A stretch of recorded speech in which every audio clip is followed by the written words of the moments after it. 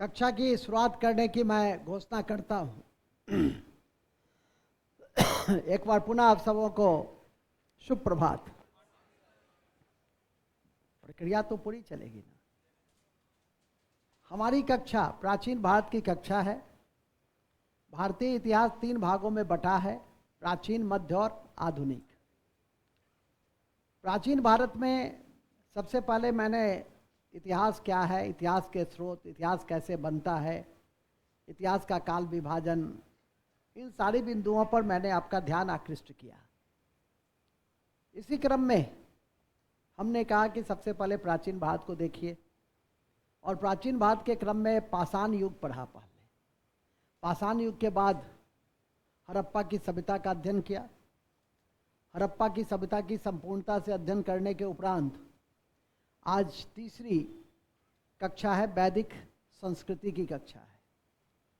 आपके जहन में यह प्रश्न उठेगा कि सभ्यता और संस्कृति में क्या अंतर है। सभ्यता एक तरह से देखिए तो कंप्यूटर का जो हार्डवेयर और सॉफ्टवेयर होता है वही आपका सभ्यता और संस्कृति है। कि जो दिखाई देता है वो सभ्यता है, वो हार्डवेयर है, और जो दिखाई नहीं देता है वो क्या है, संस्कृति है, वो सॉफ्टवेयर है। नहीं तो क्या दिखाई देता है? सभ्यता में आता है आपका भौतिक उपलब्धि। मेरे पास गाड़ी है, मोटर है, बंगला है, मकान है, दुकान है, आसमान है, ये सब जो है, ये सब जो आपकी उपलब्धि है वो आता है सभ्यता के करीब में। लेकिन आप चित्रकार हैं, आप कलाकार हैं, आप संगीतकार हैं, आप बेकार हैं, ये सब किस में आ जाता है? बेकार नहीं है, ये सब किस में आ जाता है? संस्कृति का भाग है। कहते हैं ना कि हमारा क्या नाम है जी तुम्हारा? अरे मूल नाम बताओ ना। तो भावना कुमारी बता रहा है, मुकेश कुमार। हमारे मुकेश जी जो हैं, ठीक है कि नहीं, आजकल समय बदल गया, आजकल लोग कहते हैं हमारे मुकेश भाई। हमारे मुकेश भाई जो हैं उससे हमेशा डरो जो तुमको भाई कहता हो, ठीक है कि नहीं। तो हमारे मुकेश जी जो हैं वो क्या है, किसके प्रतीक हैं? ये संस्कृति के प्रतीक है। क्योंकि कवि हैं, ये चित्रकारी करते हैं, ये गाना गाते हैं, ठीक है कि नहीं। तो इतने बड़े सांस्कृतिक व्यक्तित्व हैं। ये कहें कि ये सभ्यता के अवशेष हैं। हमारे मुकेश जी सभ्यता के अवशेष हैं, ये मैंने कहा है? नहीं कहा है, लेकिन ये जरूर कहा है कि यह सांस्कृतिक व्यक्तित्व है। लेकिन हमारे गिरजा बाबू के पास, ठीक है, सभ्यता के सभी उपलब्धि भौतिक उपलब्धि है, मकान है, दुकान है, ठीक है कि नहीं, सारा चीज़ है इनके पास। तो पढ़ने की कोई जरूरत ही नहीं है। तो पढ़ते हैं हमको खुश करने के लिए कि सर वो तो आपको, आपके ऊपर हमको कृपा करना है तो हम इसीलिए आ जाते हैं, ठीक है कि नहीं। नहीं तो पढ़ने की मेरी इच्छा बहुत ज़्यादा नहीं होती है।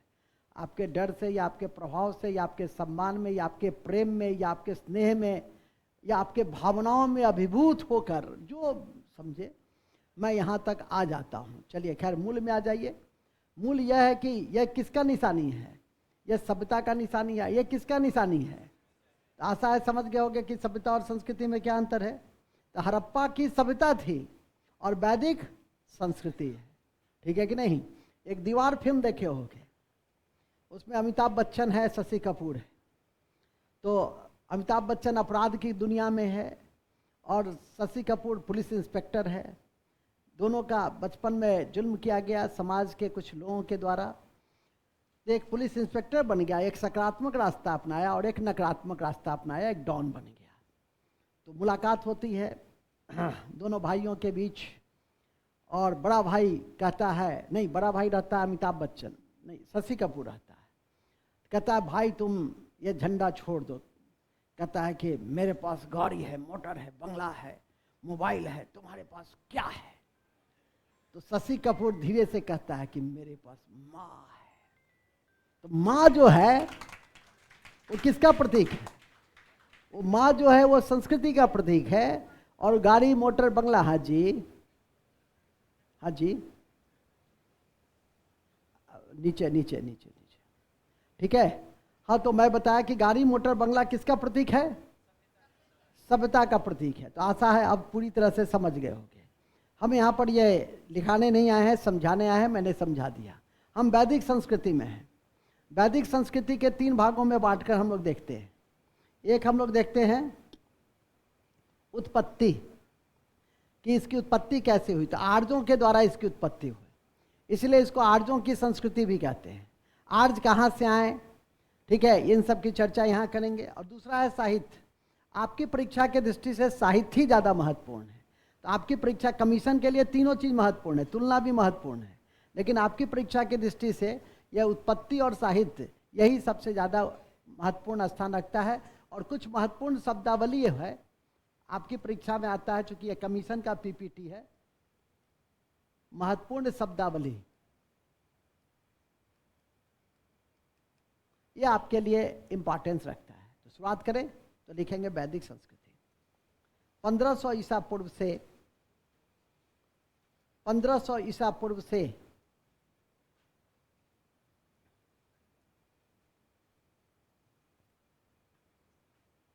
1500 ईसा पूर्व से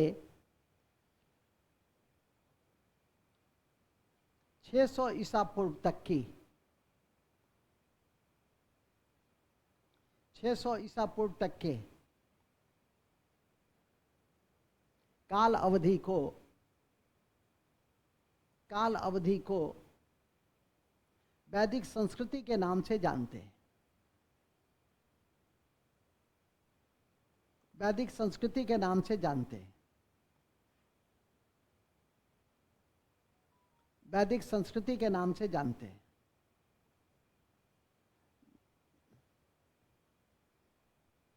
वैदिक संस्कृति के नाम से जानते हैं, ठीक है, वैदिक संस्कृति के नाम से जानते हैं। ओके, इसे दो भागों में बांटकर देखा जाता है। किसे? वैदिक संस्कृति को। इसे दो भागों में बांटकर देखा जाता है। दो भागों में बांटकर देखा जाता है। पहला ऋग्वैदिक संस्कृति।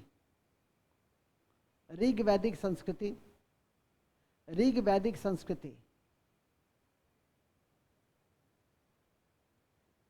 ऋग्वैदिक संस्कृति 1500 ईसा पूर्व से, ब्रैकेट में लिखो 1500 ईसा पूर्व से 1000 ईसा पूर्व तक। 1500 ईसा पूर्व से 1000 ईसा पूर्व तक। 1500 ईसा पूर्व से बीसी मतलब बिफोर क्राइस्ट। और दूसरा है उत्तर वैदिक काल।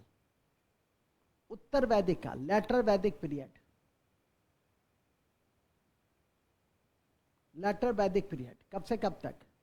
1000 से 600 ईसा पूर्व तक, ठीक है। अब आ जाइए,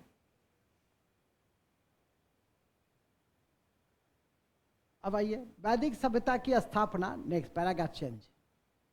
वैदिक सभ्यता की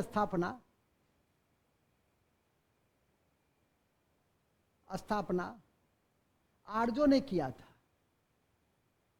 आर्यों ने किया था। आर्यों ने किया था। आर्य ने किया था, जो मैक्स मूलर के शब्दों में मध्य एशिया से आए थे।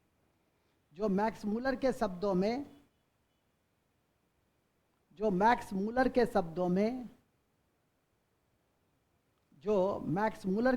में मध्य एशिया से आए थे।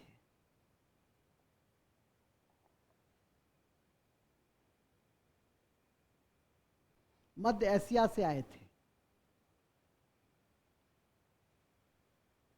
आप लोगों ने आधुनिक भारत के इतिहास में स्वतंत्रता संग्राम में एक राष्ट्रीय व्यक्तित्व का नाम सुना होगा, और उनका नाम था कि उन्होंने एक नारा दिया था कि स्वराज्य हमारा जन्मसिद्ध अधिकार है, हम इसे लेकर रहेंगे। और मराठा और केसरी दो पत्रिका का संपादन क्रमशः अंग्रेजी और मराठा में किया था। मराठा अंग्रेजी में और केसरी मराठा में। और तीसरा, उनके विषय में हमेशा याद रखिए कि होम रूल आंदोलन का सबसे पहले संगठनकर्ता या उन्हीं के द्वारा सबसे पहले शुरुआत की गई थी, उसके बाद ही एनी बेसेंट के द्वारा की गई थी। महाराष्ट्र में सांस्कृतिक एकता के दृष्टि से, लोगों को संगठित करने के दृष्टि से, युवाओं को जागृत करने के दृष्टि से शिवाजी महोत्सव और गणेश उत्सव जो आज भी मनाए जाते हैं महाराष्ट्र में, ये उन्हीं की देन है। इसी क्रम में उन्होंने आर्यों के विषय में कहा था कि आर्यों की जो उत्पत्ति है वो उत्पत्ति कहाँ से है? आर्टिक क्षेत्र से है। एक किताब भी उन्होंने लिखा था जिसका नाम था आर्टिक होम थ्योरी। और ये भी याद रखिएगा कि तिलक को विंस्टाइन चिराल, एक अंग्रेजी, एक ब्रिटिश लेखक था जिसने एक किताब लिखी थी इंडियन अनरेस्ट, और उसमें उसको भारतीय अशांति का जनक बतलाया था। तिलक एकमात्र ऐसे महान राष्ट्रीय आंदोलनकारी थे और सबसे बड़े राष्ट्रीय आंदोलनकारी थे, वो एक बार भी कांग्रेस के अध्यक्ष नहीं बने थे। इसलिए आपकी परीक्षा में पूछा भी जाता है कि निम्नलिखित में से कौन से ऐसे राष्ट्रीय नेता थे जो काफ़ी प्रसिद्ध और लोकप्रिय होने के बावजूद एक बार भी कांग्रेस के अध्यक्ष नहीं बने थे। हालांकि उन्हीं को लेकर सूरत का कांग्रेस का विभाजन भी हुआ था, क्योंकि सूरत कांग्रेस की बैठक में, हालांकि उसके पहले वो बैठक नागपुर में होने वाली थी जहां गर्मपंथियों ने यह कहा था कि तिलक को ही राष्ट्रीय अध्यक्ष बनाना है, जिसको नरमपंथी ने इनकार किया और फलतः सूरत में कांग्रेस का विभाजन 1907 में हुआ। हमें यहाँ उन चीज़ों से अभी लेना देना नहीं है, लेकिन ध्यान करके रखिए, सुनने से बहुत सारी चीज़ें याद रहती है। और इसी क्रम में नोट में हम लोग लिखेंगे कि तिलक ने आर्टिक होम थ्योरी दिया, मतलब आर्यों की उत्पत्ति को आर्टिक क्षेत्र से बताया। आर्टिक मतलब उत्तरी ध्रुव से। तो लिखिएगा नोट, तिलक ने आर्यों की उत्पत्ति को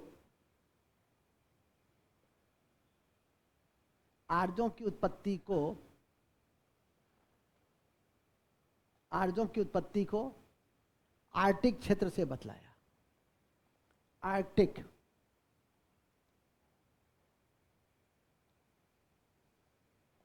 क्षेत्र से बतलाया और किताब लिखा आर्टिक होम थ्योरी।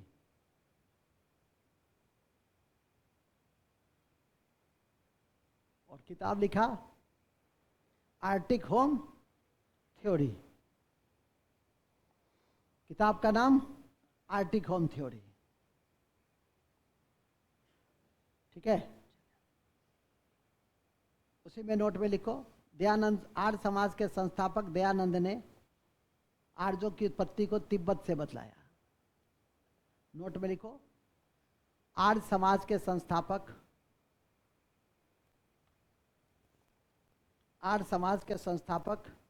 कौन? दयानंद सरस्वती ने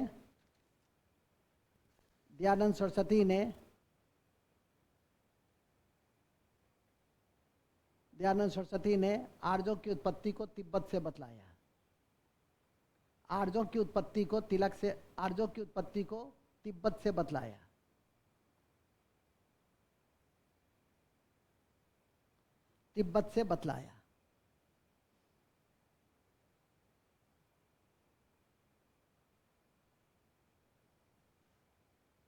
ठीक है, किससे बतलाया?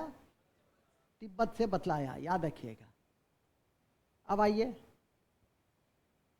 पैराग्राफ चेंज और नेक्स्ट पॉइंट। आरंभ में आर्य सप्त सैंधव प्रदेश में आकर बसे। सप्त सैंधव प्रदेश अफगानिस्तान और पंजाब, ब्रैकेट में कर देंगे। सप्त सैंधव प्रदेश अफगानिस्तान और पंजाब में आकर बसे।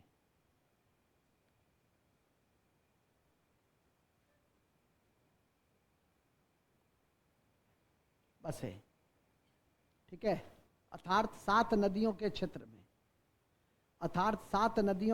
में आकर बसे।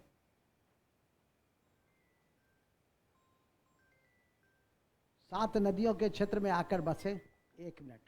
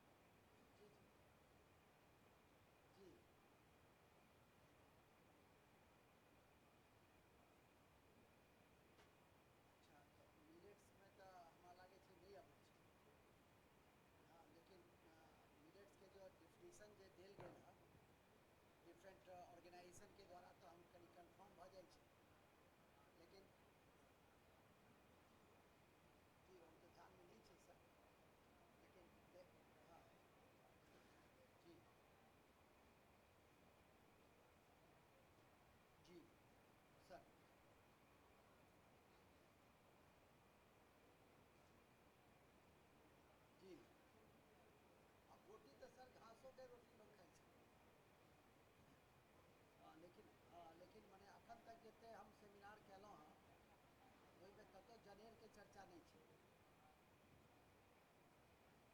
बिया होइ छै तऽ कनी हम कन्फर्म भऽ जाइ छी सर जे नेशनल आ इंटरनेशनल अच्छा ठीक छै वो ठीक छै सर ठीक छै ठीक छै हम कुछ घंटा में कहब सर क्लास में छी अच्छा सर नहीं अखन दरभंगा में छी छुट्टी रहे क्लास में छी सर प्रणाम सर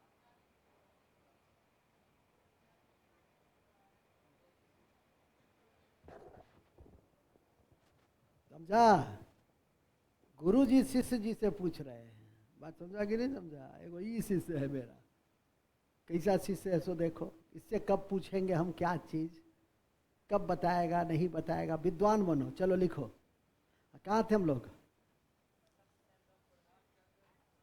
हम लोग बड़े अच्छे जगह पे थे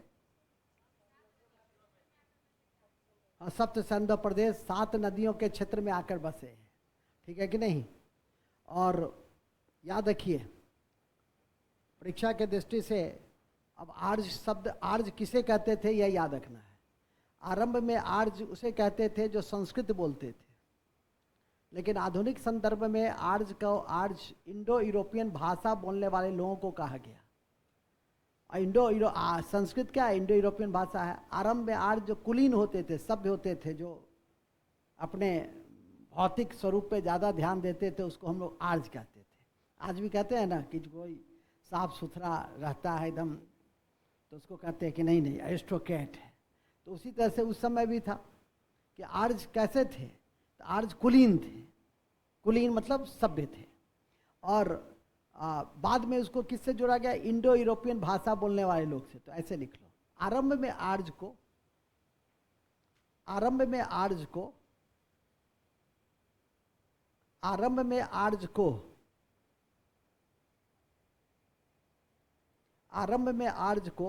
कुलीन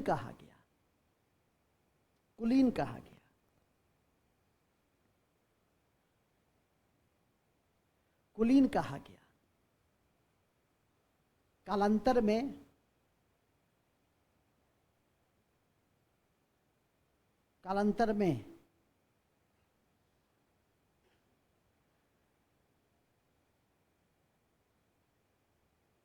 कालांतर में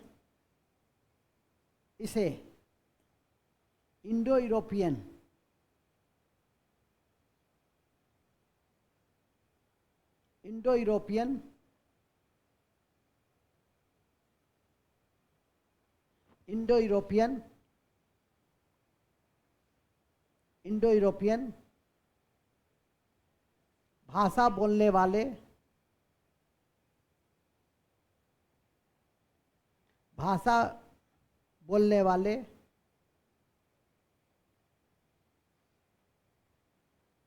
भाषा बोलने वाले को कहा गया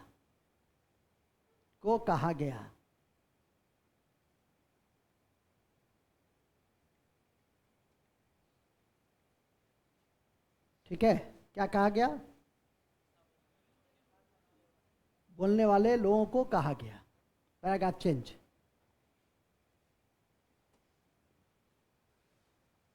ठीक है तो आर्ज के विषय में जो प्रारंभिक जानकारी आपको होनी चाहिए वो यही है कहाँ से आए आर्ज मध्य एशिया से कहाँ आकर बसे सिंधु प्रदेश में आर्ज का आधुनिक अर्थ क्या है इंडो यूरोपियन भाषा बोलने वाले लोग आरंभ में आर्ज को क्या कहा गया कुलीन लोग आर्ज की उत्पत्ति को तिब्बत से किसने जोड़ा आर्ज की उत्पत्ति को आर्टिक क्षेत्र से किसने जोड़ा आर्यों की संस्कृति निम्नलिखित में से किस संस्कृति को कहते हैं वैदिक संस्कृति को कहते हैं जब भी प्रश्न रहेगा इतना ही में से रहेगा अब मुख्यतः आपको दूसरा पार्ट देखना है और वो है वैदिक साहित्य तो लिखे ना यहाँ पर जी कि भाग 1 और भाग 2 पढ़ना है मुख्य रूप से और तीसरा वैदिक शब्दावली इसी 3 को आपको अध्ययन करना है तो वैदिक साहित्य में आइए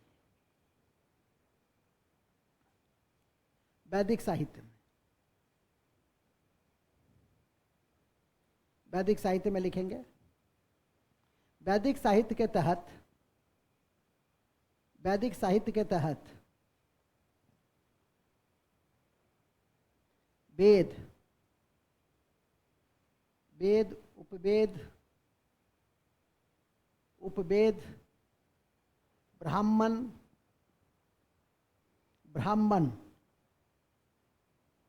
अरण्यक, ब्राह्मण, अरण्यक, अरण्यक लिखा हुआ है ना जी, अरण्यक,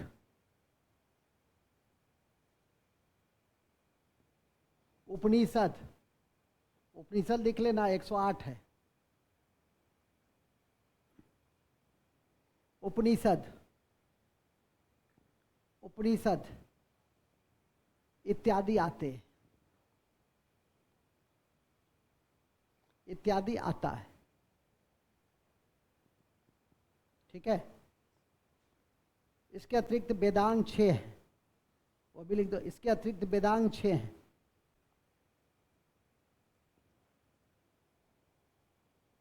वेदांग 6 हैं, जैसे शिक्षा, कल्प, व्याकरण, वेदांग, वेदांग, वेदांग की संख्या कितनी है? 6। कौन कौन से हैं? शिक्षा, कल्प, व्याकरण, निरुक्त, छंद, ज्योतिष। निरुक्त, छंद, ज्योतिष, निरुक्त, छंद, ज्योतिष,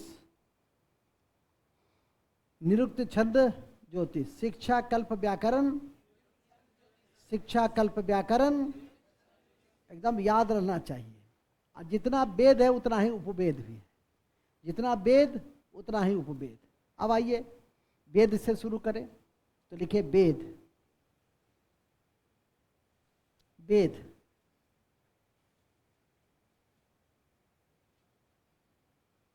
वेद, वेद में लिखेंगे वेद विद धातु से निकला है, जिसका अर्थ ज्ञान होता है। वेद विद धातु से निकला है, वेद विद धातु से निकला है,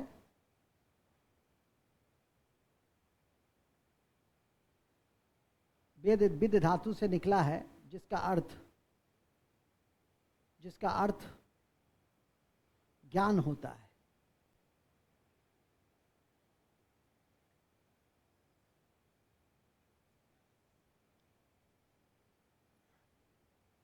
ठीक है, क्या होता है? ज्ञान होता है। क्या होता है? ज्ञान होता है। इसकी संख्या 4 है, इसकी संख्या 4 है। पानी लाया है जी कोई बोतल? किसी के पास एक्स्ट्रा पानी है?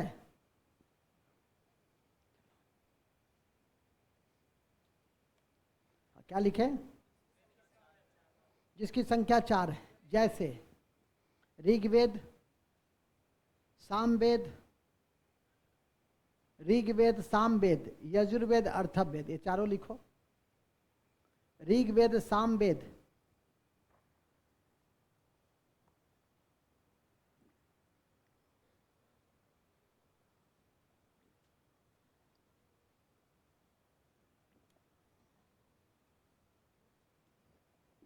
ऋग्वेद, सामवेद, यजुर्वेद, अर्थवेद।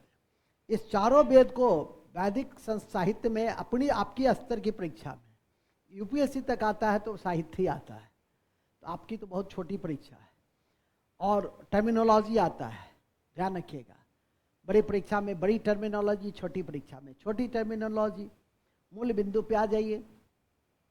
तो ये जो 4 वेद हैं, यही आपका काल अवधि भी है, कालक्रम भी है। ऋग, साम, यजुर, अर्थव। अब सबके विषय में एक एक बातें जानेंगे, लेकिन एक बात ध्यान रखेंगे कि ये जो वेद है उसको हम लोग श्रुति साहित्य कहते हैं और अपौरुषेय कहते हैं। अपौरुषेय इसलिए कि इसको किसी पुरुष ने तैयार नहीं किया, ऐसा माना जाता है। देवता ने तैयार किया। अपौरुषेय है और श्रुति है, सुन करके जेनरेशन टू जेनरेशन जाता रहा है। तो लिखेंगे वेद को, नोट में लिख दो, वेद को वेद को श्रुति साहित्य, श्रुति लिखो, श्रुति साहित्य, अपौरुषेय साहित्य, अपौरुषेय और नित्य साहित्य कहा जाता है, और नित्य साहित्य कहा जाता है। अपौरुषेय और नित्य साहित्य कहा जाता है। नित्य साहित्य कहा जाता है। कौन साहित्य? तो यह ध्यान रखिएगा। अब 4 वेद जो आपने लिखा है, ऋग, साम, यजुर, अर्थव, एक एक करके सबके विषय में आपको जानना है कि ऋग वेद में क्या जानना है। तो ऋग वेद में किसकी स्तुति होती है, ऋग वेद के ब्राह्मण को क्या कहा जाता है, ऋग वेद में कौन कौन से महत्वपूर्ण पक्ष का उल्लेख है, जिससे कि वैदिक काल के वैदिक समाज, धर्म, अर्थ, राजनीति की जानकारी मिलती है। ऋग वेद में कितने श्लोक, कितने सूक्त हैं, ऋग वेद में कितने मंडल हैं, कौन सा मंडल सबसे पुराना है, कौन सा मंडल सोम को समर्पित है, कौन सा मंडल उत्तर वैदिक काल के मंडल से जोड़कर देख सकते हैं। इस तरह के बिंदुओं को हम लोग ऋग्वेद में एक एक करके देखेंगे। यही तो मूल बिंदु है तथ्य के दृष्टि से, पीटी की परीक्षा के दृष्टि से। तो आइए ऋग्वेद में चलते हैं। मुख्य विषय है देवी देवताओं का पूजा। देखिए, मुख्य विषय देवी देवता का पूजा है, देवता की स्तुति है। मुख्य विषय देवता की स्तुति है।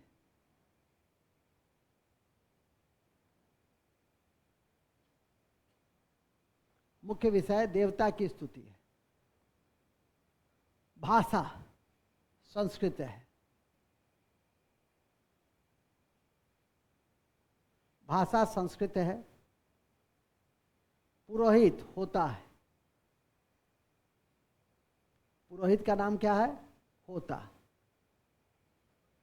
पुरोहित मतलब जो पाठ कराए, पंडित, पुरोहित होता है। पद्म शैली में, पद्य शैली में लिखी गई है। हम किस शैली में पढ़ा रहे हैं? कहता है पद्य, गधे का गधे रह जाएगा। पद्य शैली है कि गद्य शैली है? कविता में जब पढ़ाते तब पद्य शैली होता। तो पद्य शैली में लिखित है। इसका उपवेद कौन सा है? आयुर्वेद, चिकित्सा लिख देंगे। आयुर्वेद उपवेद है, आयुर्वेद चिकित्सा।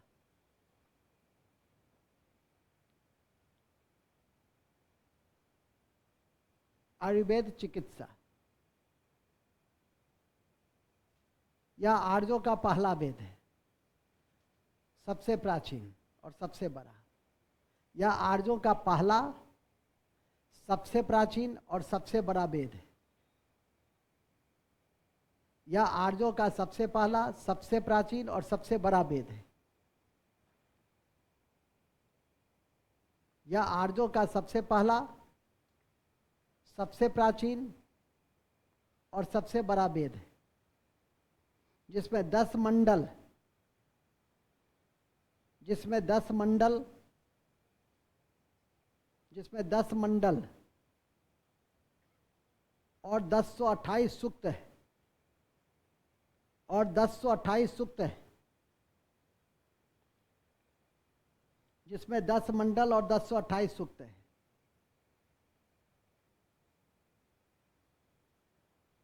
एवं 10,462 श्लोक है। एवं 10,462 श्लोक है। मूलतः याद रखना है 10 मंडल। कितने मंडल में बटा हुआ है? 10 मंडल में बटा हुआ है। और इस 10 मंडल में 2 से 7 मंडल सबसे पुराना है। तो लिखेंगे 2 से 7 मंडल सबसे पुराना है। 2 से 7 मंडल सबसे पुराना है। 2 से 7 मंडल सबसे पुराना है। कहाँ गया जी तुम्हारा भाई? क्यों नहीं मालूम? एक ही रूम में रहता है? तब तुमको नहीं मालूम, सोया हुआ था क्या? अच्छा, तुम आगे आ जाते हो, पूछते नहीं हो कि चल वो भैया, बोले थे ना? अच्छा अच्छा, कहाँ थे हम लोग? 2 से 7 मंडल सबसे पुराना है, 2 से 7 मंडल सबसे पुराना है। चलिए, अब 2 से 7 मंडल सबसे पुराना है, जो महत्वपूर्ण मंडल है उसमें जो उल्लिखित है, जैसे तीसरा मंडल गायत्री का उल्लेख है, जैसे चौथा मंडल कृषि का उल्लेख है, जैसे 7वां मंडल दशराग युद्ध का उल्लेख है, जैसे 9वां मंडल सोम देवता का उल्लेख है। ये 4 मंडल को टिप्स पे रखो तो लिखो अति महत्वपूर्ण है कि, अति महत्वपूर्ण है कि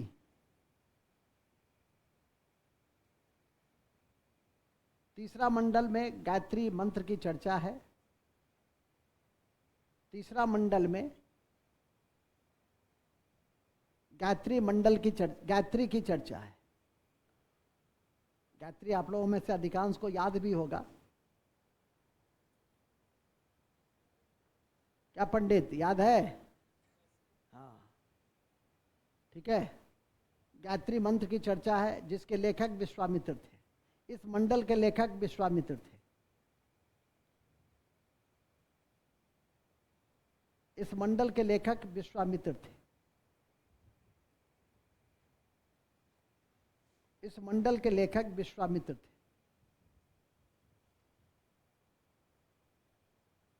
फिर लिखिए, चौथा मंडल में कृषि की जानकारी है। चौथा मंडल में कृषि की जानकारी है। चौथा मंडल में कृषि की जानकारी है।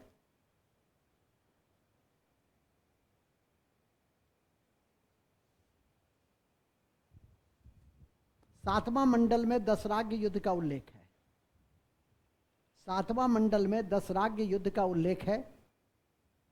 10 राजा का उल्लेख, 10 राजा के युद्ध का उल्लेख है। सातवां मंडल में 10 राज्य युद्ध का उल्लेख है, जो सुदास एवं 10 राजा के बीच में हुआ था। तो कुल मिलाकर कितने राजा थे 10 राज्य युद्ध में? 11, 12 लिखेंगे। जो भरत वंश के सुदास, भरत वंश के सुदास, भरत वंश के सुदास और 10 राजा के बीच, और 10 राजा के बीच, और 10 राजा के बीच, 10 राजा के बीच परुसनी या रावी नदी के तट पर हुआ था। परुसनी, परुसनी या रावी नदी के तट पे हुआ था। परुसनी या रावी नदी के तट पर हुआ था।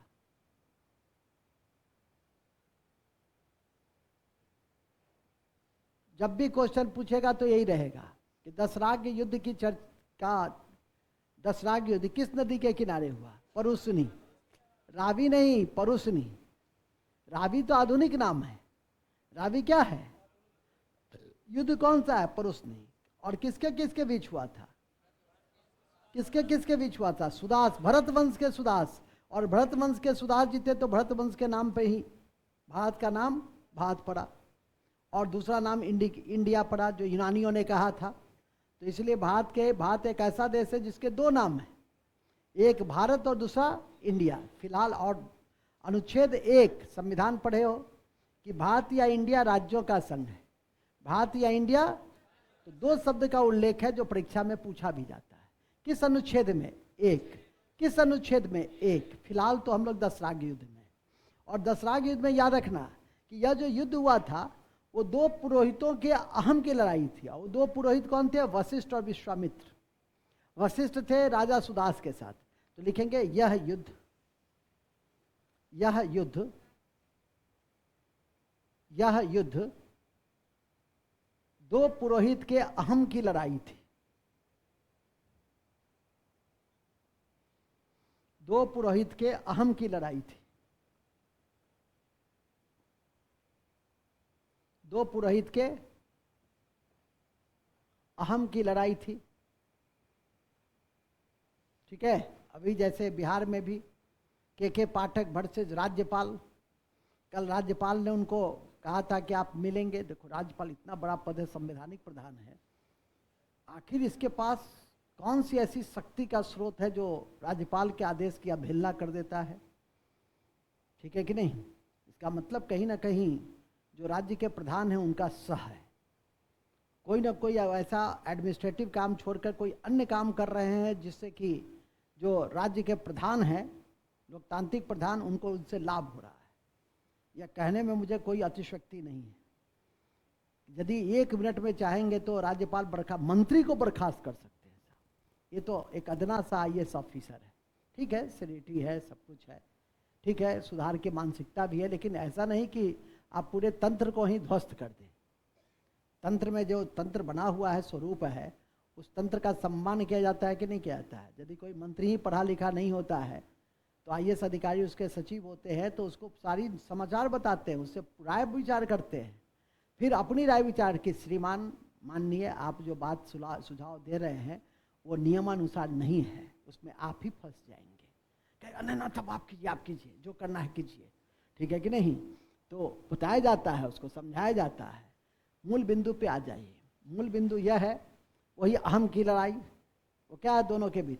हालांकि वो राज्यपाल के अहम की लड़ाई नहीं है। राज्यपाल भवन में जो राज्यपाल के निजी सचिव IAS हैं, मिस्टर चोंगथू, वो चोंगथू और पाठक के बीच की लड़ाई है। दोनों अहम की लड़ाई है। यहीं पर अहम, यहाँ पर भी कहा गया वशिष्ठ और, लिख लिए, यह 2 पुरोहितों के बीच की अहम की लड़ाई है, वशिष्ठ और विश्वामित्र। वशिष्ठ और विश्वामित्र, ठीक है, वशिष्ठ और विश्वामित्र,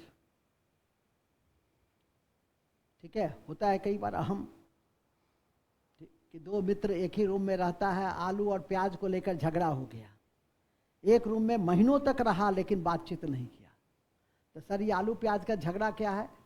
ये आलू प्याज का झगड़ा यह है कि एक मित्र 5 किलो आलू खरीद करके लाया, लेकिन उसको अगले दिन घर जाना पड़ा, उसको घर जाना पड़ा। तो क्या किया कि आलू का नंबरिंग कर दिया, आलू नंबर 1, रोल नंबर 1, 2, 3, 4, 120 तक जितना आलू था।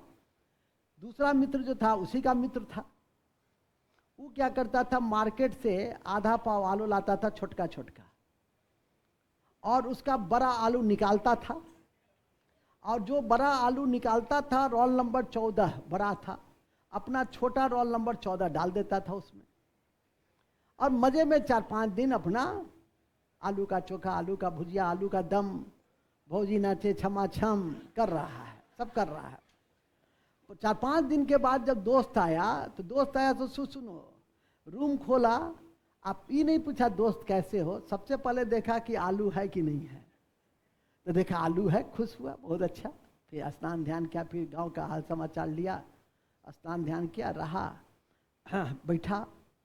अब बैठा तो आलू काटा, तो उसको थोड़ा सा संदेह हुआ, तो कहा क्या कि अरे मित्र, आलू थोड़ा सा कम लगता है।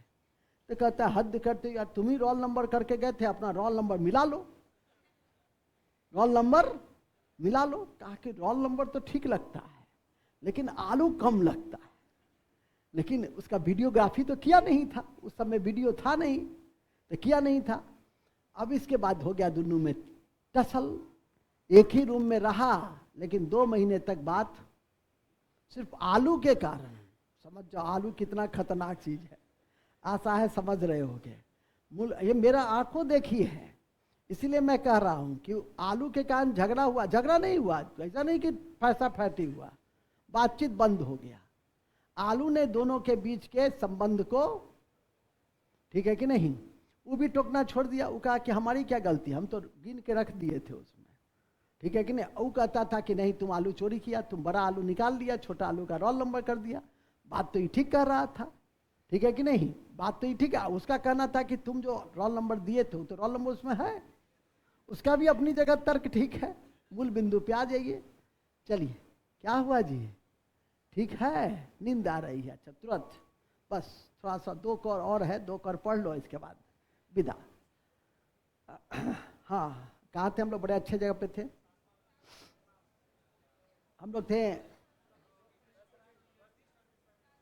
हाँ हाँ, अहम की लड़ाई थी। किसके बीच? अहम समझ में आ गया ना क्या था? हाँ। अब आ जाइए नौमा मंडल। नौमा मंडल, नौमा मंडल ये सोम देवता को समर्पित है, इसलिए इसको सोम मंडल भी कहते हैं। यह सोम देवता को समर्पित है।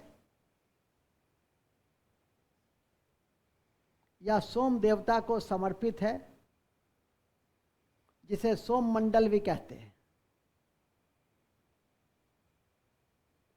यह सोम देवता को समर्पित है, जिसे सोम मंडल भी कहते हैं। सोम मंडल भी कहते हैं। और लास्ट है 10वां मंडल। 10वां मंडल लिखेंगे, इसमें 4 वर्णों का उल्लेख है। ब्राह्मण, क्षत्रिय, वैश्य और शूद्र। 4 मंडल का उल्लेख है, 4 वर्ण का उल्लेख है। 4 वर्ण का उल्लेख है। ये इंपॉर्टेंट है। 10वां मंडल याद रखना। 10वां मंडल चतुर्वर्ण व्यवस्था, उसको क्या कहते हैं हम लोग? चतुर्वर्ण व्यवस्था, जिसका आज के अर्थव्यवस्था के युग में कोई प्रासंगिकता नहीं है। ठीक है, न तो सामाजिक आधार पे न आर्थिक आधार पे। चलिए, तो ये 4 वेद हो गया। ठीक है कि नहीं? सब बात हो ही गया। अब इस वेद में प्रमुख देवता का उल्लेख है, जैसे इंद्र, अग्नि, वरुण। यही 3, सोम तो पढ़ लिए 9वां मंडल में है। यही 3-4 मुख्य देवता हैं जिनको याद करके रखना है। तो लिखेंगे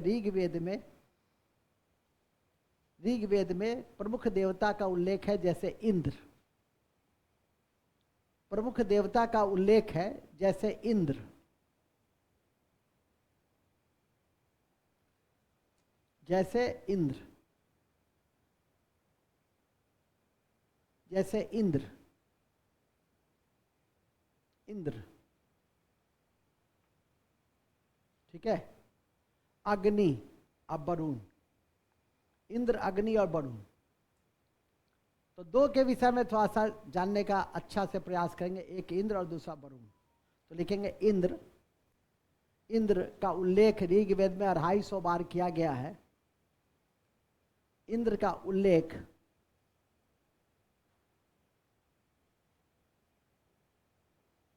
ऋग्वेद में 250 बार किया गया है।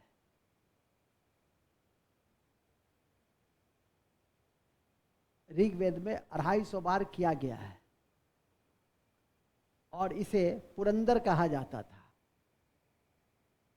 इसे पुरंदर, पुरंदर, पुरंदर, पुरंदर, हाँ, या सोमपा, सोमपा। इसे पुरंदर या सोमपा कहा जाता था, क्योंकि यह दुर्ग को नष्ट करता था। क्योंकि यह दुर्ग को नष्ट करता था। कौन? इंद्र। क्योंकि यह दुर्ग को नष्ट करता था। क्योंकि यह दुर्ग को नष्ट करता था। क्योंकि यह दुर्ग को नष्ट करता था। ठीक है। इसे वर्षा का देवता भी कहा गया। इंद्र को वर्षा का देवता भी कहा गया। इंद्र को वर्षा का देवता भी कहा गया।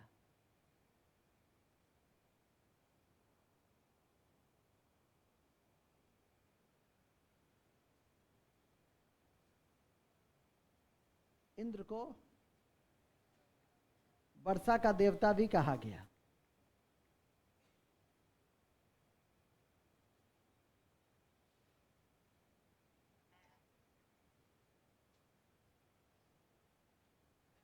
कमलेश, ऊपर का जो गेट है ना मेरे रूम वाला, उसको बंद कर दो।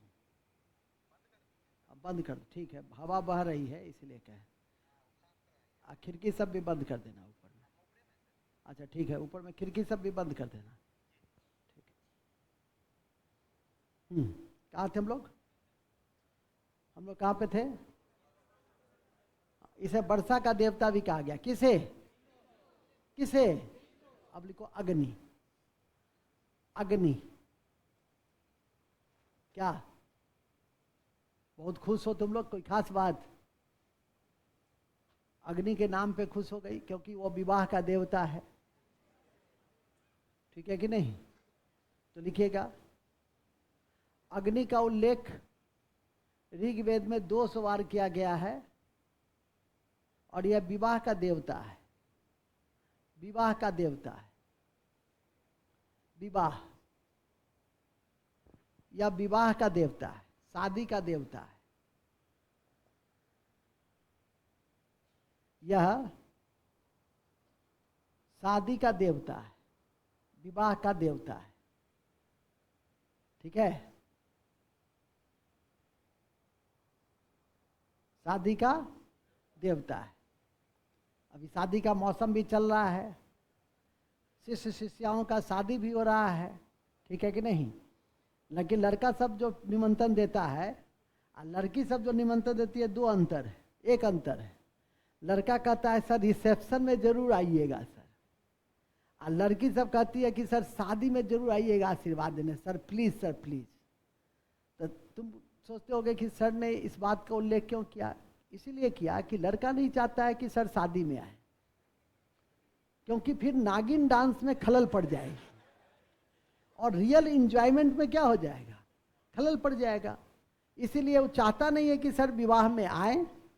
एक था ना दरोगा, उसके विवाह में गया, बहुत कहा, बगल में ही शादी किया तो संजोग से जाने का अवसर भी मिला और बगल में ही शादी थी। तो जब गए तो घोड़ी से उतर गया, देखा तो घोड़ी से कूद गया और कहा कि सर सब आप ही का है। ठीक है कि नहीं? प्रणाम उठाम किया, आज जबरदस्ती करा था घोड़ी पे चढ़ो, चढ़िए सर। हम कहे कि आज तुम्हारा समय है, आज यह समय किसका है? कहा कि सर कैसे चढ़ेंगे? हमके महाबुढ़वा के विवाह कैसे करेगा सर? ठीक है कि नहीं? तो ऐसा ऐसा कई दृष्टांत रहा है। इसी मोहल्ला में एक था शिष्य है, वो भी पंचायत में किसी अच्छे पद पर है, तो ब्लॉक में, तो वो भी शादी में बुलाया और वो कूद गया, आ गया मेरे पास, कहा कि सर हम अपने से शादी नहीं किए, भैया शादी करा दी। अरे यार हद करते हो, शादी हो रहा है तो तुम एक्सप्लेनेशन क्या दे रहा है हमको? बात समझ में आ गई कि नहीं? लिखो आगे। हाँ, कहाँ थे जी? अग्नि का उल्लेख। अग्नि का उल्लेख किस में है? ये विवाह के देवता है। ये किसके देवता है? बिना अग्नि का साक्षी माने विवाह हो ही नहीं सकता। विशेष पंडित जिसे आप यहाँ त्रिपुंड धारी भी बैठे हुए हैं, तुम लोग को कभी पंडित नहीं मिले? हाँ क्या? इनका मोबाइल नंबर रख लेना, बड़ा काम के हैं ये कर्मकांड भी पढ़ रहे हैं। ठीक है कि नहीं? इनके विषय में नीरज जी कहें कि तो भारी विद्वान आदमी है साहब। संस्कृत का क्या क्या कौन कौन कोर्स कर रहे हैं? विवाह वाला भी कोर्स कर रहे हैं। अच्छा अच्छा, अपने विवाह नहीं हुआ लेकिन विवाह कराने के लिए आतुर है। चलिए नेक्स्ट, तीसरा लिखेगा, नंबर रख लेना, माने कभी पंडित नहीं तो। हाँ, कहाँ थे हम लोग? अग्नि। अब आइए चौथा है, सोम तो पढ़ ही लिए हो अभी, वरुण। लिखेंगे वरुण। वरुण नैतिकता के स्वामी है, नैतिकता के देवता है। वरुण नैतिकता के देवता है।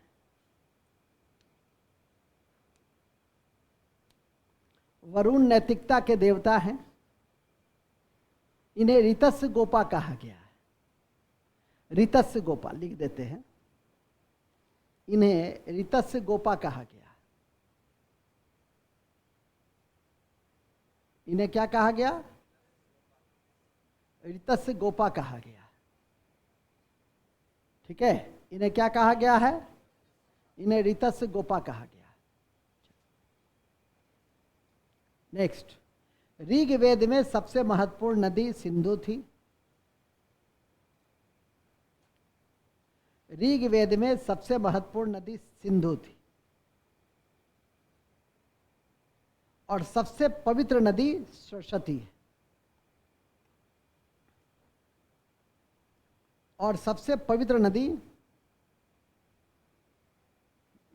और सबसे पवित्र नदी कौन है? सरस्वती। सरस्वती, सरस्वती। और सबसे लोकप्रिय नदी, सबसे महत्वपूर्ण नदी सिंधु। ठीक है। गंगा और जमुना का भी उल्लेख मिलता है, इतना ही लिख दो, गंगा और जमुना का भी उल्लेख मिलता है। गंगा और जमुना का भी उल्लेख मिलता है।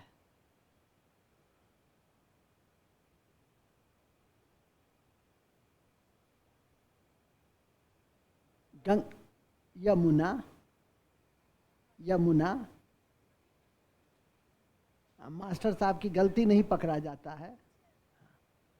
ठीक है। यमुना क्या होता है? यमुना। ठीक है। अभी लिखते भी हम।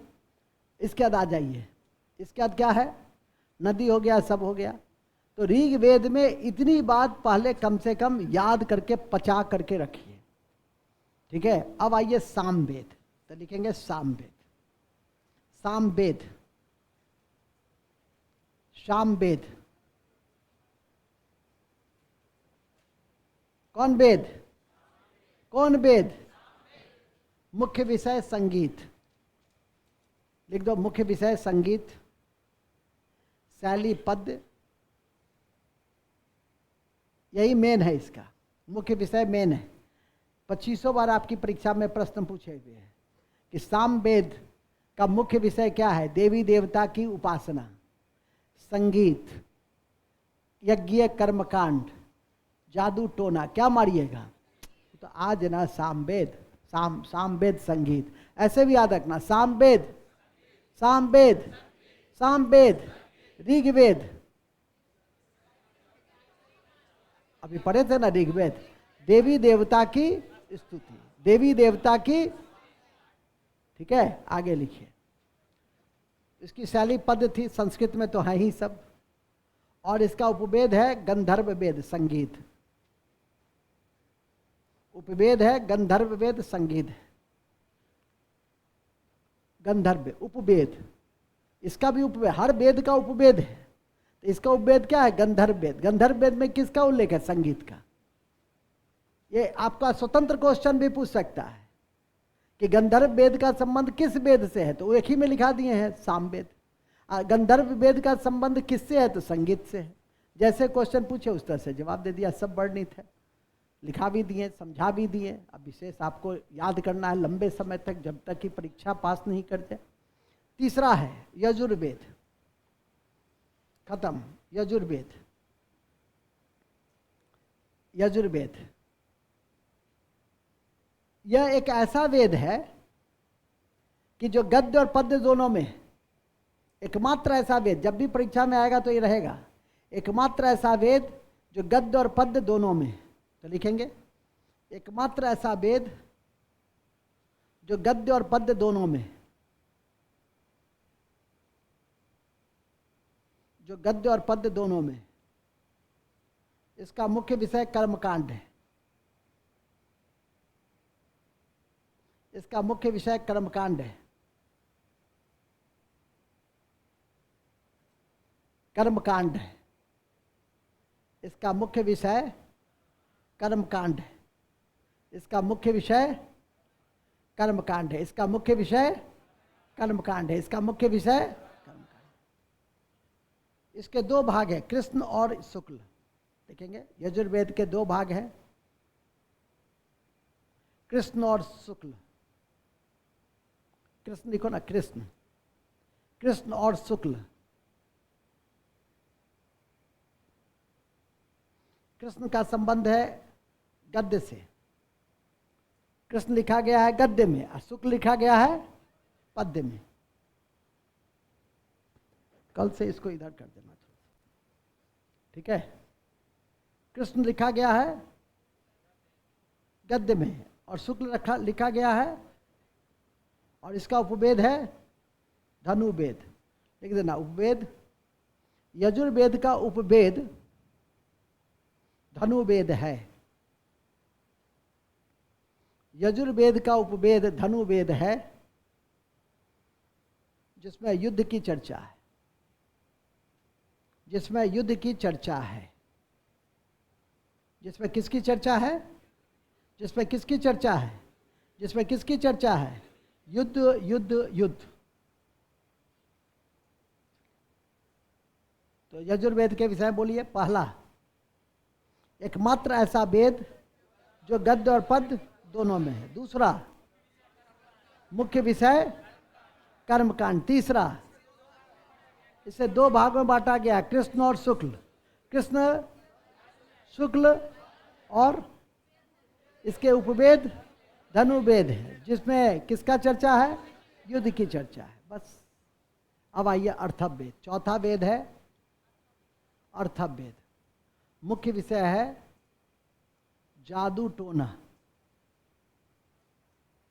तंत्र मंत्र।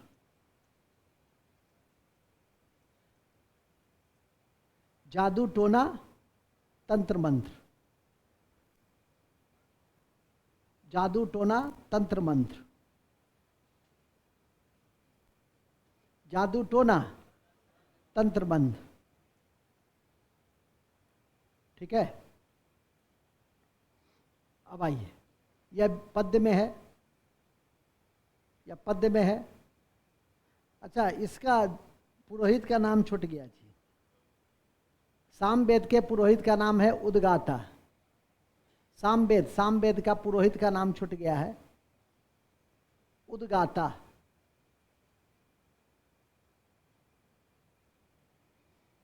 उद्गाता से ही पकड़ लोगे, जो गाएगा। नहीं, गाता मतलब, तो उससे पकड़ लोगे।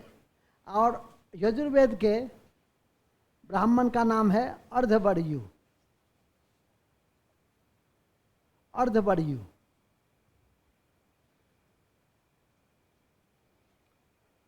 ब्राह्मण का नाम है या पुरोहित का नाम है अर्धवर्यु। अब ठीक है, चलिए आगे बढ़े। हो गया ना? अब आ जाओ अर्थवेद। इसके ब्राह्मण या पुरोहित का नाम है ब्रह्मा। इसके पुरोहित का क्या नाम है? ब्रह्मा। अब मुख्य विषय क्या है? जादू टोना। चौथा, यह चतुर्वेद, यह त्रैवेद का हिस्सा नहीं है।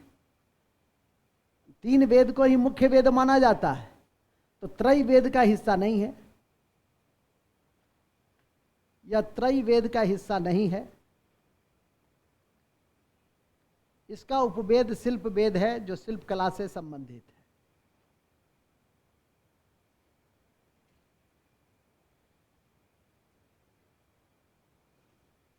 ठीक है,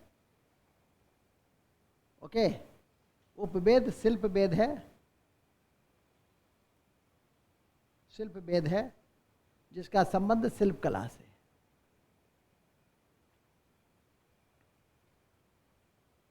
और अंत में लिखेंगे, अर्थवेद में ब्रह्मा की दो पुत्री सभा और समिति का उल्लेख है। अर्थवेद में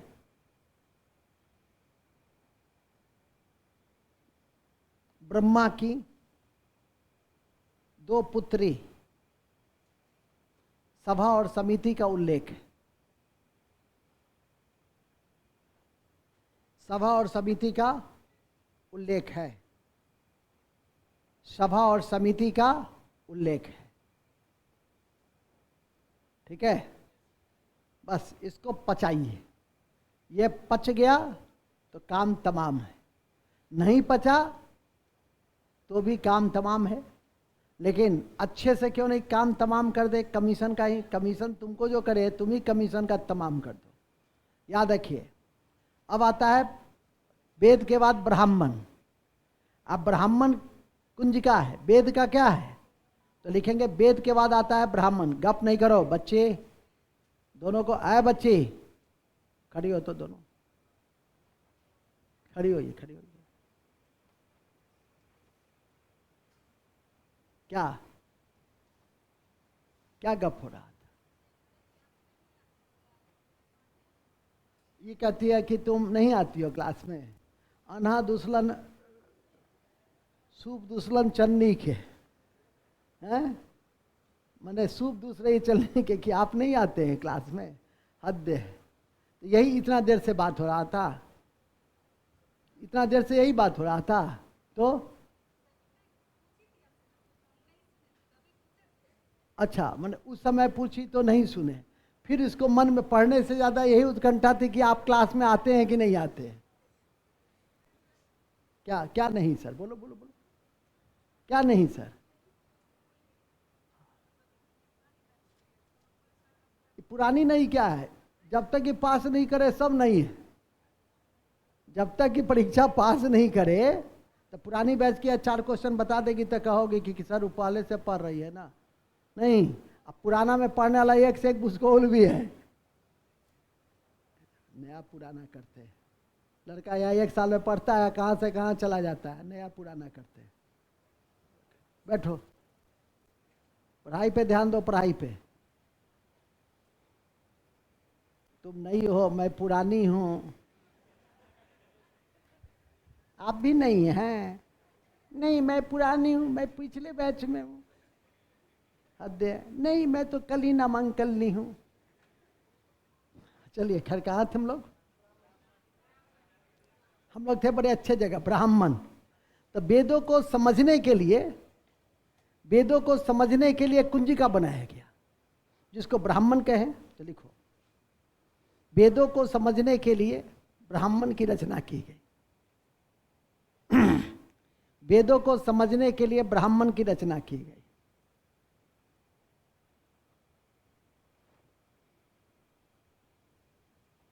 वेदों को समझने के लिए ब्राह्मण की रचना की गई। कुछ नहीं याद रखना है तुम्हारे लिए, फिर अफसर के लिए जब तैयारी करोगे तब इससे ज्यादा जानना है। चौथा, तीसरा है ना, वेद के बाद ब्राह्मण। अब आइए अरण्यक। अरण्यक, अरण्यक, हाँ ठीक से देख लो। अरण्यक, अरण्यक क्या था? अरण्यक था, अरण्य मतलब होता है जंगल, और जंगल में बैठ करके दर्शन की बात करना अरण्यक कहलाता है।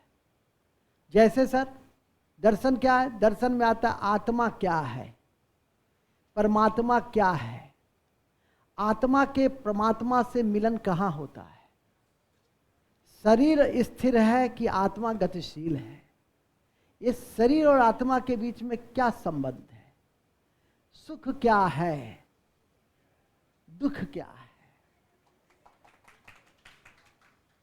बड़े सर के पास सुबह के सत्र में पढ़ना दुख है, और दूसरे को दुख देना सुख है।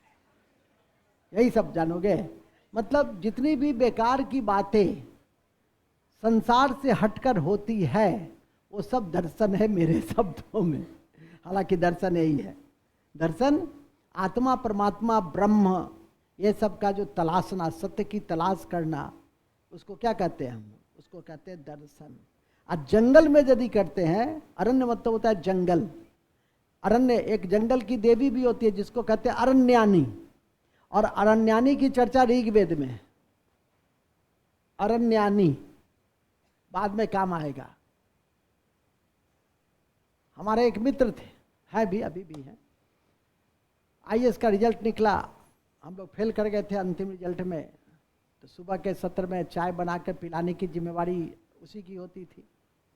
उठाया, हिंदू पेपर दिया, कहा मित्र उठो, चाय बना दिए हैं। 2 बजे रात में यूपीएससी दिल्ली से रिजल्ट देख कर आए थे। 3-4 घंटा अलसाया हुआ मन, दुखी मन भी था। हालांकि मैं ज़्यादा दुखी उखी नहीं होता था, लेकिन फिर भी थोड़ा सा कष्ट तो होता है कि आदमी इतनी बड़ी तैयारी किया, यहाँ तक पहुँचा और नहीं हुआ। चाय दिया, अब पूछता है मित्र सुख क्या है? माथा तो मेरा यहाँ से यहाँ तक गर्म हो गया। हम कहते हैं कि तुम्हारे लिए सुख यह है कि हमको जो अभी दुख दे रहे हो वो तुम्हारे लिए सुख है, ठीक है कि नहीं? अब बाहर कुछ विद्यार्थी खुश है रिजल्ट को सुन करके, वो उसके लिए सुख है। बात समझे? यही सुख है। आज शायद नहीं मित्र लगता है तो वहाँ मूड बहुत खराब है, बाद में बात करते हैं क्या? हाँ ठीक है, ठीक है, ठीक है कि नहीं? तो बात समझा कि नहीं समझा कि सुख क्या है? दूसरे को दुख देना। अक्सर होता है ऐसा, यदि 10 पास कर गया 20 फेल कर गया, कंपटीशन है, होता ही है ऐसा, निश्चित होगा। तो जो फेल कर गया वो बहुत दुखी रहेगा। क्यों?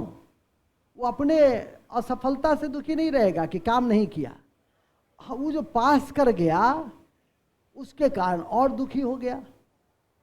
बात समझा कि नहीं समझा? हाँ, तो इसीलिए दूसरे के सुखी में, खुशी में, भगवान बुद्ध कहते थे, एक शब्द था भगवान बुद्ध का, मुदिता, कि जिस दूसरे को सुख को देख करके खुश हो, ऐसा मानव बनो कि दूसरे के सुख को देख करके खुश हो और दूसरे के दुख को देखकर आंसू निकले। यही क्या है? मुदिता है। यही कहता है, यही सुख है, इसी को कहते हैं मुदिता है। आगे बढ़ो, बहुत डायलॉग है, दर्शन चल रहा है ना, दर्शन है, ठीक है कि नहीं? अब हमको हरिद्वार में यहाँ पे फूल उल पत्ती उत्ती लगा के खड़े, मुरेठा वोठा बांध दोगे, चंदन उंदन लगा दोगे तो प्रवचन चलेगा दिन भर। आचार्य पुन्नानंद झा का प्रवचन चल रहा है, गिरजानंद झा जो है सो वो अभी चेला के रूप में काम कर रहे हैं, प्रभु भजन मेरे विषय में बताएंगे कि बाप रे बाप, हिमालय में जो गेलौं, इनका जो चमत्कार है मैदान में नहीं होइ छै, हिमालय के कुंदरा में होइ छै। बाप रे, भीषण चमत्कार सब करी छै। एकटा बच्चा के माथा पे हाथ दे देला, माथे गायब भ गेलै। चलिए आगे चलिए, कहानी था, खत्म हो गया, आगे चलिए। हम लोग कहाँ पे थे? अरण्य में थे। तो लिखो, जंगल में दर्शन की बात करना। अभी नहीं कहना कि सर आप पढ़ाते लाजवाब है सर, पढ़ने के समय पता ही नहीं चलता है कि पढ़ाई भी चल रही है, पढ़ भी लेते हैं। कहा थे हम लोग? जंगल में दर्शन की बातें करना अरण्यानी है। अच्छा, यही बात जब गुरु के पैर के निकट सीखता है, करता है, तो उसको कहते हैं उपनिषद। तो लिखेंगे उपनिषद, अरण्यानी हो गया। उपनिषद है कि जब गुरु के पैर के निकट, जब गुरु के पैर के निकट जब गुरु के पैर के निकट बैठकर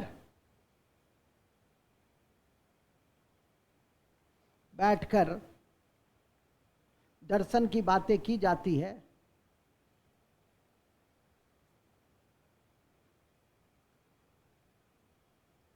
दर्शन की बातें की जाती है, तो उसे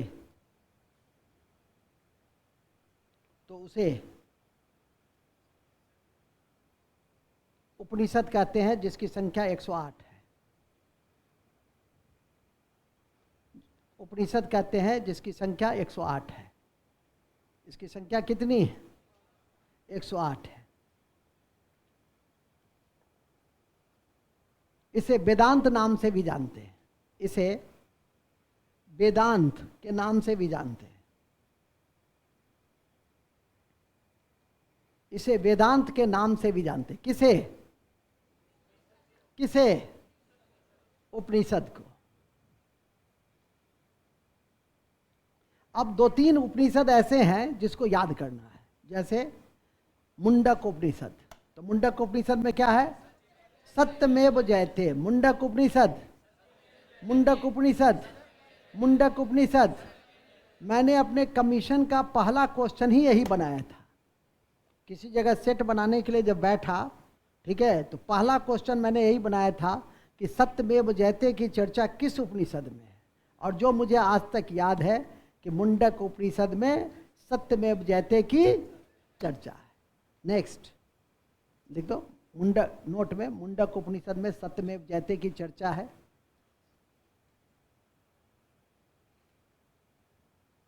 ठीक है। दूसरा, बृहदन्यक उपनिषद में पुनः जन्म का, बृहदन्यक उपनिषद में पुनः जन्म का, बृहदन्यक, बृहदरण्यक लिखो ना, बृहदन्यक। भूख लग गई होगी, लेकिन तुम तो 2-4 दिन नहीं भी खाओगी तो कोई खास फर्क नहीं पड़ेगा।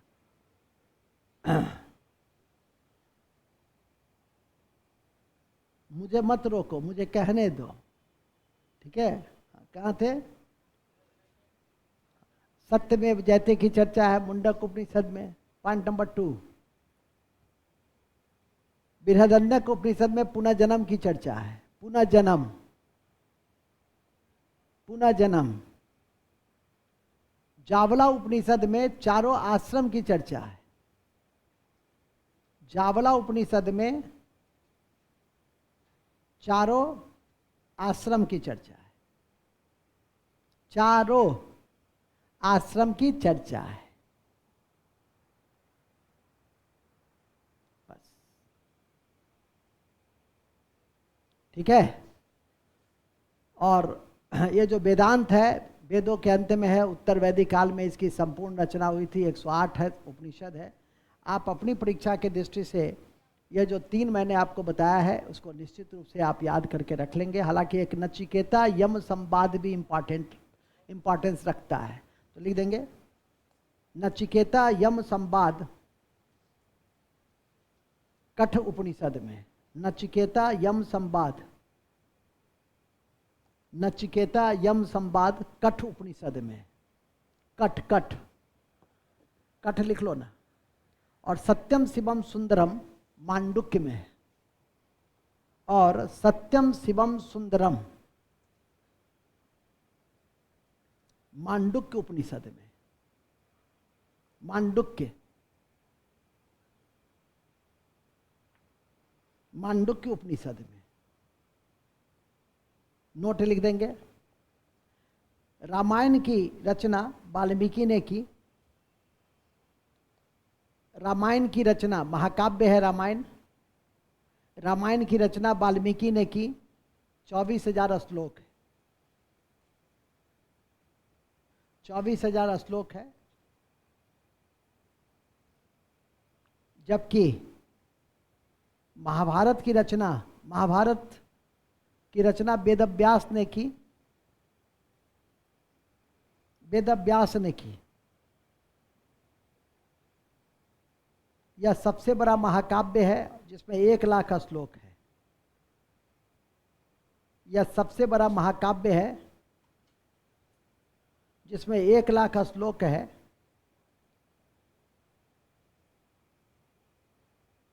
एक 1,00,000 श्लोक है, इसलिए इसको सहस्त्र संहिता भी कहते हैं।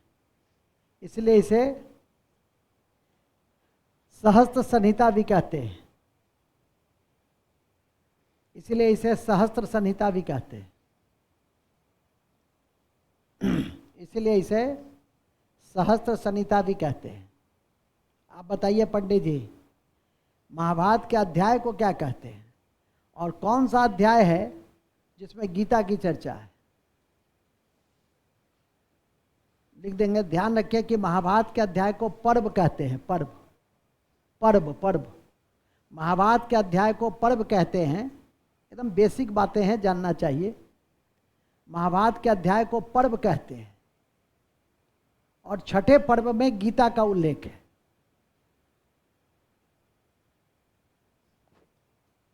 और छठे पर्व में किसका उल्लेख है? गीता का उल्लेख है। महाभारत कभी अपने घर में मत रखो, नहीं तो महाभारत होगा। ठीक है। बहुत पहले हमने ये डायलॉग दिया था। एक बच्चा आया, कुशोथर का था, हमको अच्छी याद है। ऑफिस में आया, कहा कि सर आप ठीक कहते हैं सर, जो कहे ना महाभारत हम लोग अपने घर में रखेंगे तो क्या करें, हमके कुआं में फेंक दो। कल होके कुआं में फेंक दिया जा करके। 3 दिन के बाद फिर मिलने आया, कहा कि सर 2 दिन से झगड़ा नहीं हो रहा है। हम कहे तो हम कोई गलत बात थोड़ी कहेंगे तुमको, महाभारत रखेगा तो महाभारत होगा ही। रामायण रखो, रामायण। ठीक है, आगे लिखिए। तो सर फिर महाभारत का ज्ञान कैसे होगा? मंदिर में होगा। ठीक है कि नहीं? चलो आगे लिखो। एक बात ध्यान रखना, आपकी परीक्षा के योग्य प्रश्न है कि महाभारत का फारसी अनुवाद रज्मनामा के रूप में जाना जाता है, और अकबर के समय में बंदायनी और फैजी की पूरी टीम ने किया था। मध्यकाल में तो पढ़ेंगे ही, कॉपी के ऊपर में लिख दे। महाभारत का फारसी अनुवाद, महाभारत का फारसी अनुवाद रज्मनामा के रूप में जाना जाता है। रज्मनामा के रूप में जाना जाता है। रज्मनामा के रूप में जाना जाता है। बस इन्हीं शब्दों के साथ हमारा आपकी परीक्षा के लिए खत्म हो गया। लेकिन ध्यान रखिए, लास्ट में एक आपके लिए मैंने कहा था कि तुलना नहीं पढ़ना होता आपको, तुलना कमीशन के लिए है, आपको पढ़ना है महत्वपूर्ण शब्दावली। तो 5 महत्वपूर्ण शब्दावली लिख लेंगे, कक्षा की समापन कर दूंगा। तो लिखेंगे महत्वपूर्ण शब्दावली भाग 3। बस कुछ समय की बात है। एक जंगल में एक राजा रहता था जो शेर का खाल पहनता था। ठीक है कि नहीं? कहानी सुना रहे हैं हम। लिखो महत्वपूर्ण शब्दावली। सबसे महत्वपूर्ण शब्दावली है निष्क। निष्क जो सोने के आभूषण के रूप में जाना जाता है। तो लिखेंगे निष्क। निष्क निष्क सोने के आभूषण के रूप में जाना जाता है। सोने के आभूषण के रूप में जाना जाता है।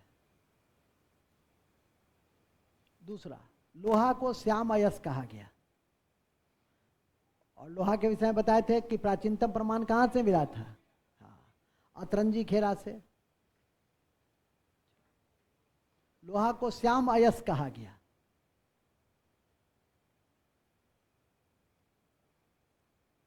अविवाहित स्त्री को अमाजू कहा गया।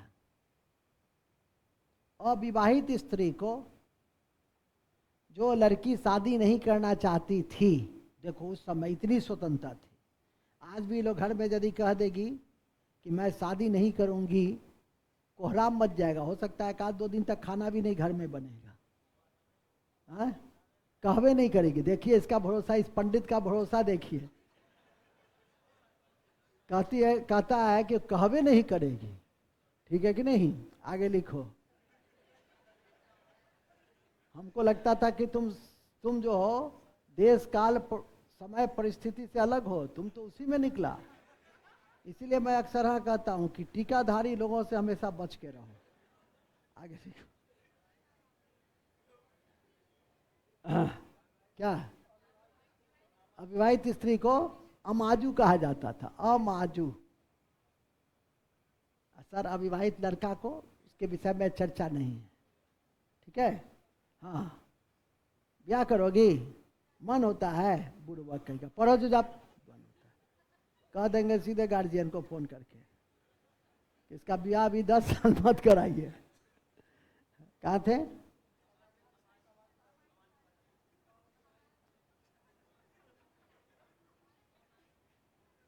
नेक्स्ट, चौथा।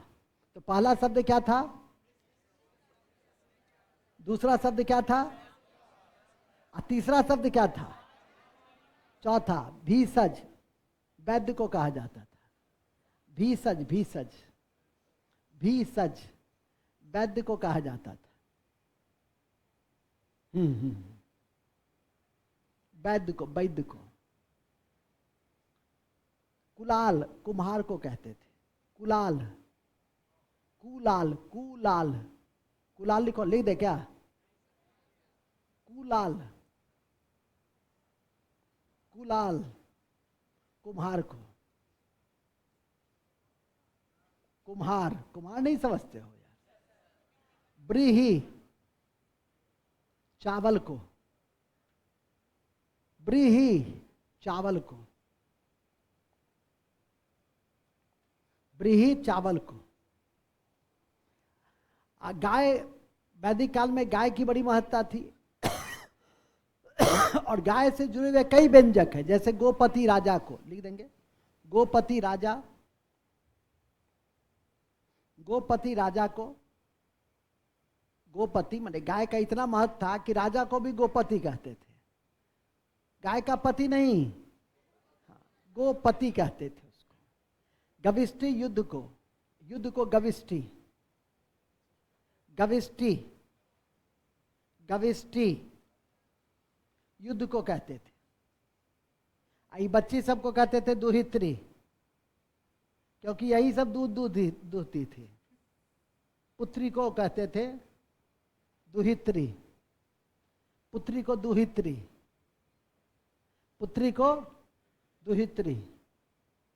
गोपति, गोपति, गोपति, गोपति पे टिक लगाओ। ब्री लिख लिया ना, लिखते थे। पनी अमीर लोग को कहते थे, पनी, पनी अमीर लोग को कहते थे जो आर्यों का पशु चोरी करता था। पनी, पनी, पनी, पनी अमीर लोगों को कहा जाता था जो आर्यों की पशु चुराता था। और अंत में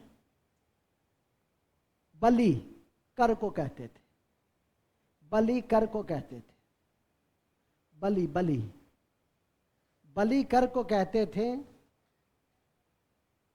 बलि कर को कहते थे। और इसको जो संग्रह करता था उसको कहते थे भागदूत। और कर को जो संग्रह करता था, कर को संग्रह करने वाले को क्या कहते थे? भागदूत। और कर को जो संग्रह करता था उसे कहते थे बागदूत। कर को जो संग्रह करता था उसे क्या कहते थे? भागदूत। ठीक है। इन्हीं शब्दों के साथ मैं यह कहना चाहूँगा कि आज एक और महत्वपूर्ण अध्याय समाप्त हो गए हैं और आशा करता हूँ कि इसे लंबे समय तक बना के रखिएगा। विशेष तो चलता ही रहता है। इतनी बात आपके लिए कम से कम हमेशा ज़हन में रहना चाहिए। कल हम लोग छठी सदी ईसा पूर्व में क्रांति का युग जैन और बौद्ध से हम आरंभ करना चाहेंगे। हालांकि कल रामनवमी है तो मैं कोशिश करूंगा कि कल कक्षा आपकी 7 बजे से ही हो या हो और दोनों कक्षा मेरी ही हो जिसमें करंट भी हो। तो देख लेते हैं कैसे क्या रूटीन बनता है और 11 बजे से पहले छोड़ देंगे चूँकि माहौल रामनवमी का है। और मैं कह दिया हूँ आपको कि आप अपने समय पे 6:30 बजे आइए। टाइम आपका फिक्स है, ठीक है कि नहीं? छोड़ने उड़ने का वो तो बात की बात है। और किसी कारण से मैसेज नहीं गया तो मैसेज आपको मैं इकट्ठे दे रहा हूँ। कोई तरह की कन्फ्यूजन नहीं रहनी चाहिए। कोई फ़ोन नहीं करेंगे, ओके? हमको तो निश्चित ही नहीं करेंगे, नहीं तो गर्दा उड़ा देंगे। हाँ चलो, गुड डे, टेक केयर।